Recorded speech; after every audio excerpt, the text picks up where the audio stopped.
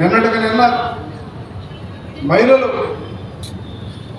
అంటే ఏమంటారండి, వాళ్ళు మాట్లాడే మాటలు చెప్పుకుంటారని మనకే చిక్కుగా ఉంది. అంటే స్త్రీలు అంటే అంత సులభం. నిన్న అతను వస్తే మహిళలు ఏదో చేసుకుంటున్నారు, వాళ్ళ గురించి మీరు పట్టించుకోకుండా పక్క పంపిస్తామా? వాళ్ళ మీద రాళ్ళు ఏమంటాడా? జగన్మోహన్ రెడ్డి పెద్ద మనిషి చిల్లరోడా? మీరు చెప్పండి. చిల్లర మనస్తత్వం కలిగిన వాడు జగన్మోహన్ రెడ్డి అని నేను అంటా, పబ్లిక్గా చెప్తున్నా.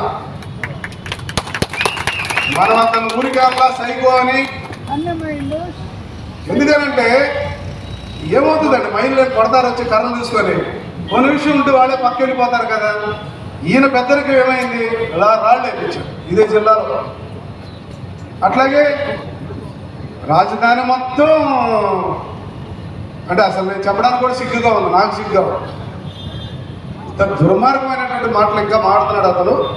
దయచేసి మీరు వాడొద్దు, ఈడొద్దు, నాకు ఆడుతూ పనిలే, ఈడితో పనిలే, నాకు పడదు, ఆయన పడదు. మనం చెయ్యము, ఎదుటి చేయనీయము, ఎట్లా నడుస్తుందండి ఇది? కాబట్టి మీ కార్యకర్తలు, నాయకులందరూ కూడా ఆలోచించండి. ఒక దుర్మార్గుడైనటువంటి ఒక సైకోని మొన్న ప్రజలందరికీ మనసులో వచ్చి మొన్న ఎత్తేశారు. మళ్ళా ఒకసారి అలాంటి సైకో కూడా వస్తాడనుకోండి, మనం ఏం చేయాలి? మనతో కలిసి కట్టుకుండాలా, మన బలాన్ని పెంచుకోవాలా, అందరినీ ముందుకు తీసుకెళ్లాల్సినటువంటి పెద్ద మనసు మనకు ఉండాలి.